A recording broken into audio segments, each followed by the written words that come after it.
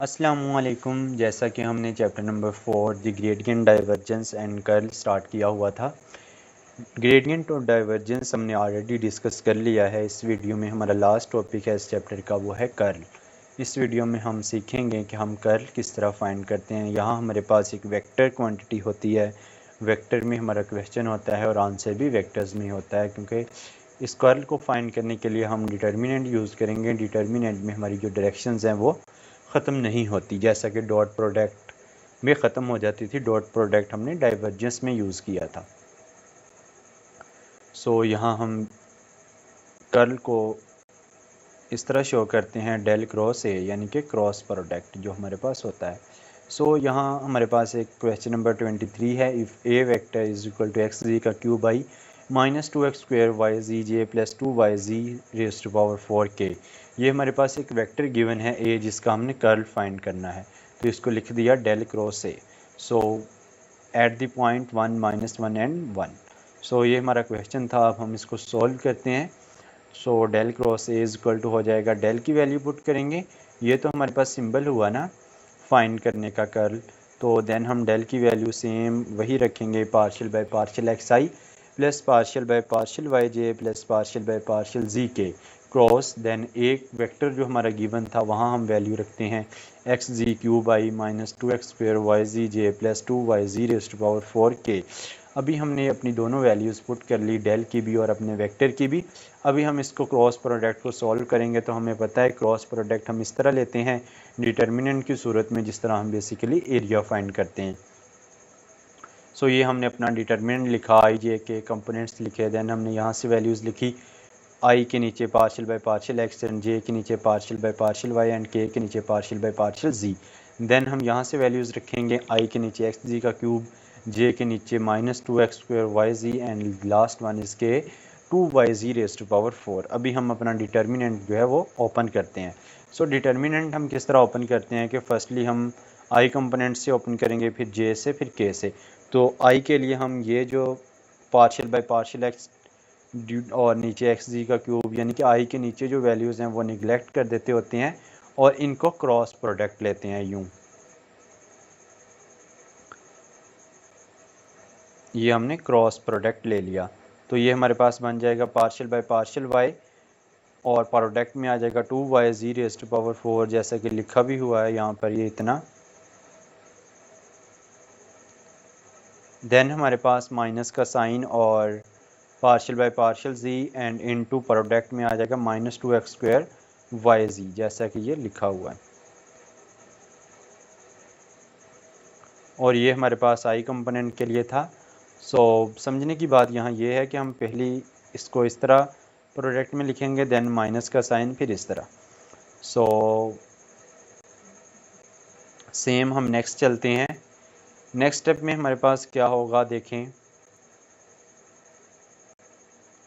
आई component तो हमने solve कर लिया। अभी जे कंपोनेंट के लिए हम माइनस का साइन यूज़ करेंगे, लेकिन यहाँ देखें प्लस का साइन यूज़ किया हुआ है। तो ये प्लस का साइन क्यों यूज़ किया है ये भी मैं आपको आगे चल के बताऊँगा। लेकिन जे कंपोनेंट के लिए हम ये वैल्यूज़ जो हैं partial by partial Y and -2x² Y Z, ये दो वैल्यूज़ जो हैं ये निगलेक्ट कर देंगे और partial by partial X Y partial by partial X just उसको मल्टीप्लाई करेंगे 2yz raise to power 4, then minus का साइन और पार्शियल बाय पार्शियल z इसको पिक करेंगे और यहाँ से एक्स जी का क्यूब। लेकिन यहाँ हमें थोड़ा ऑपोजिट नज़र आया है, वो क्यों आया है वो मैं आपको बताता हूँ। ये देखें, जैसा मैंने बोला वैसा यहाँ लिखा हुआ नहीं है। वो क्यों नहीं लिखा मैं आपको बताता हूँ। ये देखो, मैंने बोला कि partial by partial X into 2yz raise to power 4 यहाँ लिखा हुआ है, सही है। उसने बाद में ये वैल्यू लिखी है जो मैंने अभी बोली, सही है। फिर मैंने क्या बोला कि माइनस का साइन और ये value partial by partial Z and X Z का क्यूब, लेकिन ये वैल्यू उसने पहले लिख दी है। ऐसा क्यों लिखा है हम ये देखते हैं। और मैंने ये भी बोला था, अभी बोल देता हूँ कि आई के साथ जो है प्लस का साइन आएगा, जे के साथ माइनस का, के के साथ फिर से प्लस का। ये रूल होता है डिटर्मिनेंट ओपन करने के साथ, first plus then minus then plus. So लेकिन यहाँ प्लस क्यों लगा है, यहाँ तो जे के साथ माइनस आना चाहिए। तो ये क्वेश्चंस हैं, इनका आंसर देता हूँ मैं। अब देखो, अगर मैं यहाँ माइनस का साइन सपोज करो लगा देता हूँ, ये माइनस है, सपोज यहाँ प्लस नहीं है। सो यहाँ हमारे पास मैंने जैसा बोला था partial by partial X into 2y raised to power 4, यहाँ प्लस आ जाएगा पहले, क्योंकि पहले के साथ प्लस होता है ना, फिर माइनस का साइन और ये सही है, partial by partial Z into X Z का क्यूब, तो वो माइनस यहाँ मैं यहाँ लगा देता हूँ क्योंकि ये वैल्यू यहाँ लिखी हुई है। सो अभी नेक्स्ट स्टेप में क्या होगा देखें, ये माइनस यहाँ मल्टीप्लाई होगा, ये प्लस हो जाएगा, फिर ये माइनस यहाँ मल्टीप्लाई होगा इस प्लस के साथ, तो ये इस प्लस को माइनस कर देगी।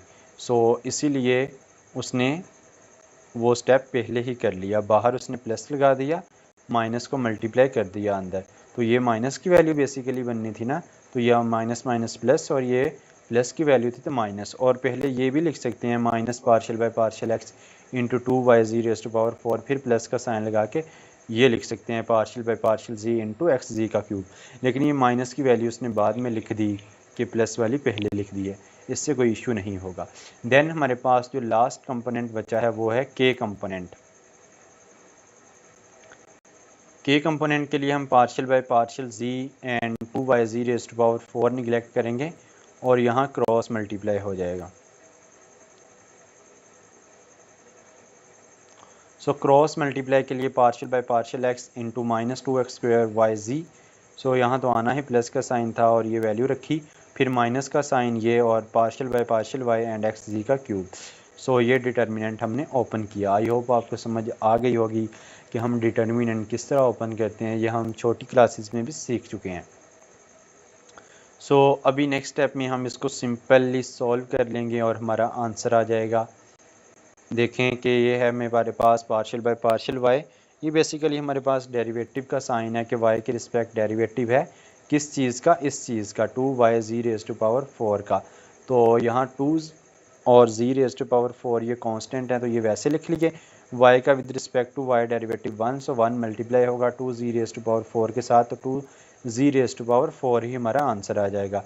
फिर यहाँ माइनस का साइन और इसका derivative with respect to z है इस इतनी चीज़ का, तो यहाँ x और y as a constant treat करते हैं क्योंकि जिसके रिस्पेक्ट डेरिवेटिव लेना है उसको हम वेरिएबल कंसीडर करते हैं, तो -2x² y तो वैसे बच गया z का with respect to z derivative, क्योंकि z की पावर में कुछ भी नहीं है तो स्टार्ट में कुछ भी नहीं आएगा।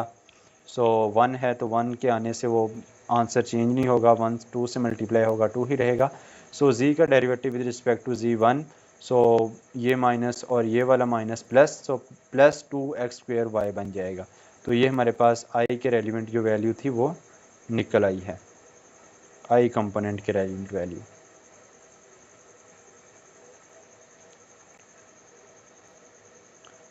अभी जो है हम j कंपोनेंट को सॉल्व करते हैं कि उसको कैसे करेंगे कि यहाँ हमने इस चीज़ का अब डेरिवेटिव लेना है विद रिस्पेक्ट टू z। सो यहाँ हमारे पास 3 स्टार्ट में चले जाएगा, फिर पावर में से एक कम क्योंकि x तो यहाँ कांस्टेंट है तो बन जाएगा 3xz², और यहाँ से हम डेरिवेटिव लेंगे विद रिस्पेक्ट टू x, लेकिन यहाँ x है ही नहीं और yz यहाँ ऑलरेडी कांस्टेंट है, 2 भी कांस्टेंट है तो ये 0 हो जाएगा, तो j के साथ जस्ट बचेगा 3xz raised to power 2। Then हमारे पास लास्ट है ऑप्शन के कंपोनेंट, तो इसका derivative with respect to x है, y और z यहाँ एज अ कांस्टेंट ट्रीट करेंगे, सो पावर स्टार्ट में -4xyz बन जाएगा क्योंकि पावर में से एक कम तो वह x बच जाएगा, और देन यहाँ से with respect to y derivative है क्योंकि ये देखें पार्शियल बाय पार्शियल y है तो derivative with respect to y, so यहाँ पे हमारे पास y नहीं है, x और z कांस्टेंट हैं, सो इसका डेरिवेटिव भी 0 हो जाएगा, तो यहाँ से जस्ट आएगा -4xyz के, और ये हमने अपनी जो वैल्यूज़ थी वो निकाल ली हैं सारी की सारी। सो इन वैल्यूज़ में अब हम बेसिकली पॉइंट्स पुट कर देंगे, जहाँ x है वहाँ 1, यहाँ y है -1, यहाँ z है 1। सो हमारे पास 2z रेज़्ड टू पावर 4 है तो 2 इंटू 1 रेज़्ड टू पावर 4 बन जाएगा, यहाँ 2 बच जाएगा जस्ट, और यहाँ हमारे पास x की वैल्यू 1 है, सो 1 का स्क्वायर और y की वैल्यू -1 है तो ये -2 बन जाएगा बेसिकली, और ये +2 और ये -2 कैंसिल हो जाएंगे, तो ये तो i कंपोनेंट तो 0 हो गया। देन हम यहाँ से देखते हैं कि x की वैल्यू 1 रखेंगे 1 और z की वैल्यू रखेंगे 1, सो 1 1 भी बचेगा, 3 बच जाएगा, जस्ट 3j आ जाएगा यहाँ से हमारे पास वैल्यू क्या आएगी, वैल्यूज़ पुट करने के बाद 3j, और लास्ट में हमारे पास यहाँ 1 यहाँ माइनस और यहाँ +4 आ जाएगा क्योंकि y की वैल्यू -1 है तो -1 और ये -4 +4 के आंसर आ जाएगा हमारा। सो यही हमारे पास जो थे क्वेश्चन था, कर्ल फाइंड करनी है तो फाइंड हो गई है एट इन पॉइंट्स के ऊपर, क्योंकि हमने लास्ट में पॉइंट्स भी पुट किए। सो हमारा जो आंसर आया है वो बेसिकली वो है हमारे पास 3J + 4K। ये हमारे पास इस क्वेश्चन का, इस प्रॉब्लम का आंसर है। अभी हम अपनी नेक्स्ट प्रॉब्लम को डिस्कस करते हैं।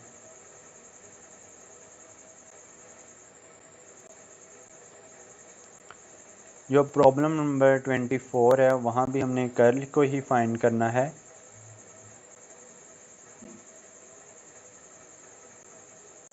सो स्टार्ट करते हैं।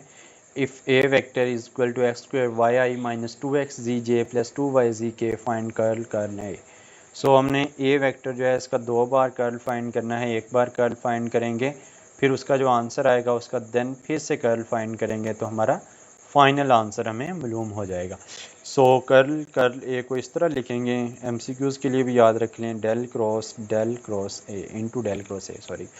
सो यहाँ डेल क्रॉस हम पहले ऐसे लिख लेते हैं, क्योंकि पहले हम इतना सॉल्व कर लेते हैं, डेल क्रॉस ए ये वाली चीज़ सॉल्व कर लेते हैं पहले।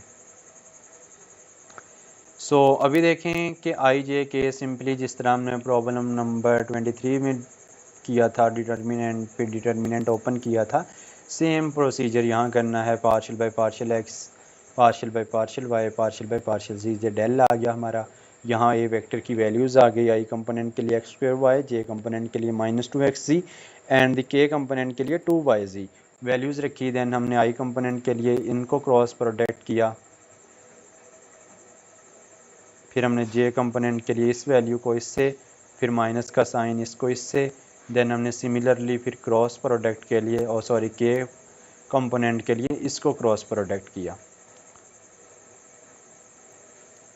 सो ये तो हमने प्रीवियस प्रॉब्लम में भी देखा है डिटर्मिनेंट कैसे ओपन करते हैं। और जो सिंपल बात है वो ये है कि डिटर्मिनेंट को ओपन करने के बाद हमारे पास ये आंसर निकला है। जे यहाँ नहीं है तो जे 0 हो गया होगा। आई के साथ ये वैल्यू आई है 2x + 2z एंड के साथ वैल्यू ये आई है x² + 2z और माइनस का साइन। अभी देखें हमने ये जो फाइंड किया है एक बार कर, इसका हम अगेन, ये भी हमारे पास वेक्टर क्वांटिटी में ही आया है ना आंसर। सो कर्ल भी हमारा वेक्टर में होता है, तो कोई इशू तो नहीं है। इसका अगेन हम कर्ल फाइंड कर लेते हैं। तो अगेन फाइंड करने के लिए देखें फिर से हमने वही प्रोसीजर किया, डिटर्मिनेंट के ज़रिए हम कर्ल फाइंड करते हैं। So del partial by partial X, ये हमारा डेल है, पार्शियल बाय पार्शियल वाई, फिर डेल की जो के कंपोनेंट के साथ वैल्यू होती है पार्शियल बाय पार्शियल जी। फिर हमारा जो यहाँ वेक्टर है ए, वो हम क्वेश्चन वाला नहीं रखेंगे, बल्कि इतना तो हमने सॉल्व कर लिया था। अभी हमने जो डेल लेना है वो इस चीज़ का लेना है। ये आंसर क्या आया है, ये हमारे पास इसका आंसर आया है। तो इस आंसर के साथ हमारी आई की वैल्यू है 2x + 2z, और जे जहाँ है ही नहीं तो वो 0 लिख देंगे, और के लिए -x², और यहाँ भी माइनस अंदर मल्टीप्लाई होगा तो -x² - 2z।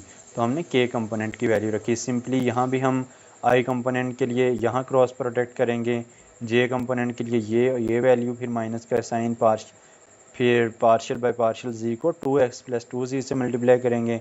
देन के कंपोनेंट के लिए हम लास्ट में इन दोनों का क्रॉस प्रोडक्ट ले लेंगे और हमारा आंसर आ जाएगा। सो ये तो हमने डिटर्मिनेंट ओपन करना डिटेल से देखा है प्रॉब्लम नंबर 23 में। ये आप स्टेप बाय स्टेप कीजिएगा, और हमारा जो आंसर आएगा वो ये आएगा 2x + 2 × j, क्योंकि यहाँ हमारे पास के जो है वो भी 0 हो जाएगा। क्योंकि देखें जब हम के फाइंड करेंगे तो यहाँ 0 से मल्टीप्लाई होगा तो वो सारा 0 हो जाएगा। सो कर्ल फाइंड करना इजी है, ग्रेडियंट भी इजी है, डाइवर्जेंस भी इजी है, जस्ट प्रैक्टिस होनी चाहिए। इस चैप्टर में अगर कोई भी डाउट हो, या कर्ल के क्वेश्चन जो अभी बाकी हैं उनको फाइंड करते हुए, वहाँ उनको कर्ल फाइंड करते हुए कोई डाउट हो, तो आप कमेंट्स में पूछ सकते हैं। और अगर वीडियो अच्छी लगी हो तो लाइक कर दें, और हमारा YouTube channel math mindset subscribe कर लें। इंशाअल्लाह हम नेक्स्ट वीडियोस में चैप्टर नंबर 5 वेक्टर एनालिसिस का स्टार्ट करेंगे।